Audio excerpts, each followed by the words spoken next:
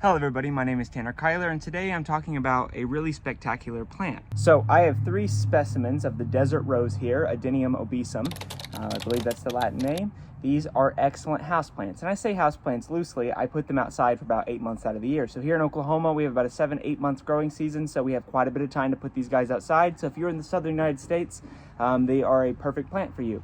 They are very, very drought tolerant, so they have these swollen trunks to make sure that they can store a lot of water in them, but they are not cactus. So a lot of people would think this is a cactus. They are succulents. They have these swollen stems. They have some photosynthetic pigment in them, so they're slightly green to photosynthesize. They have a really waxy cuticle layer on the outside, this epidermal layer.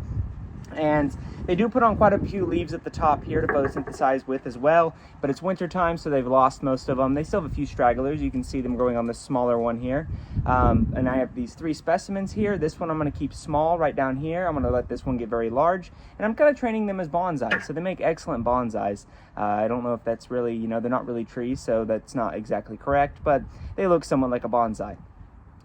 They love full sun, so I put them outside in the summertime. They get 6-8 hours of sun during the day. I'll let them get some afternoon shade because it gets awful hot here, and I don't want these pots to dry out too much, but I generally just let them get the rainfall that we receive here in the summer months. Now, I will water them sometimes, but like I mentioned, they're not in the cactus family. They're actually in the dogbane family. So related to the video I just made recently, and I'll put that up above, about the Madagascar palms, they are in the dogbane family, meaning they're related to milkweed. So they secrete latex. So if you were to consume this plant in any kind of way, it'd make you very sick, could even be fatal. So don't do that. I do not recommend doing that. So this plant right here and this plant right here are the same age. This one's slightly larger because I up-potted it, and I'm hoping it'll take off this next year. And they have beautiful blooms, hence the name desert rose. So they get these large pinkish red flowers at the top, and there are plenty cultivars that have from deep red magentas to white. So there's actually white cultivars of them. These are all pink here. I think this one's a little bit more red. And they get these large trumpet flowers at the top, and I'll make a video later on in the summer showing their beautiful blooms because they're dormant now. They're not as spectacular, and I'll flip the camera around here and show kind of the trunks of these guys. They have these really cool trunks that remind me of the baobab trees that live in Madagascar, and so this one is very young, so it doesn't have as much. So this one's kind of getting the cool look, but this one's much larger here, has this really fat trunk. And so as it comes along, I'm going to snip some of these around. I'm going to flip the camera back around.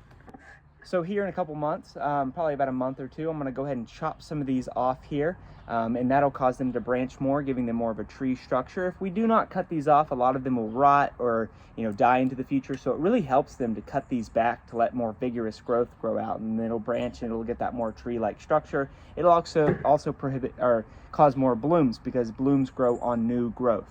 So this plant is native to Socotra, which is an island off the coast of Yemen. I believe it is a territory of Yemen. It's also where the dragon blood trees are from. So they're very dry.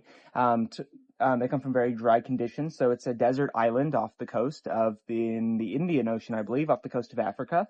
And that is going to make sure that they live in this really, dry climate. So they do not need a ton of water. Overwatering is the biggest issue. And the second biggest issue I see is the soil type. So this one right here has about probably 30% organic, so like cocoa peat, and then the rest is sand, pumice. I don't use perlite in this, but there could be perlite. And then I do a nice top dressing of some river stones to kind of add some weight. So this pot weighs quite a bit here, and that's what I want. I don't want it getting too top heavy and falling over. That is going to cause an air layer between the pot and the root ball, and then that will cause it to dry out quicker and die on you. So that'll cause a very slow, awful death of your plant. If it seems to be squishy or dying, make sure to cut that and remove that part off. So if this branch right here was squishy and dying, we want to cut that off and remove it. But seeing how these are healthy and alive, I'm probably going to do a chop here and right here, and then I'm going to remove those. I'm going to let them callus for 2 to 3 days, meaning I'm just going to let the end of it dry out so it doesn't rot when I try to root it.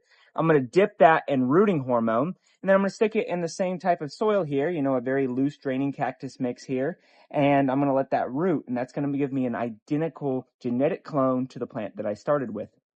Now, these are, like I said, they are toxic, and so if you were to consume them, that wouldn't be good. So if you have pets or children running around, make sure to teach your kids not to, chew on them. I doubt that would happen because it tastes pretty nasty. I mean, latex is definitely a deterrent of animals, so it shouldn't be an issue. Same with your pets, but you know, make sure they're put up high. I have a dog in the house and I keep them down on the floor. She's never messed with them. But that could be, you know, depending on what kind of dog you have.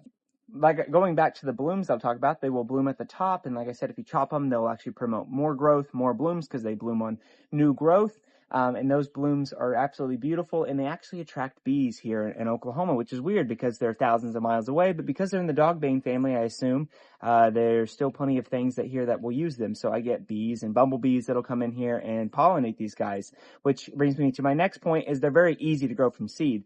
Now, I believe they actually are self-pollinating because my aunt has one and I've grown them from seed, and she only has one of them.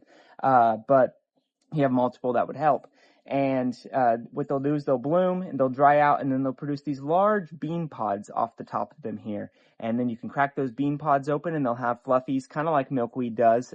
Take the seeds out, germinate them. I'll put the link for another video on here on how to grow cacti from seed, and that should help.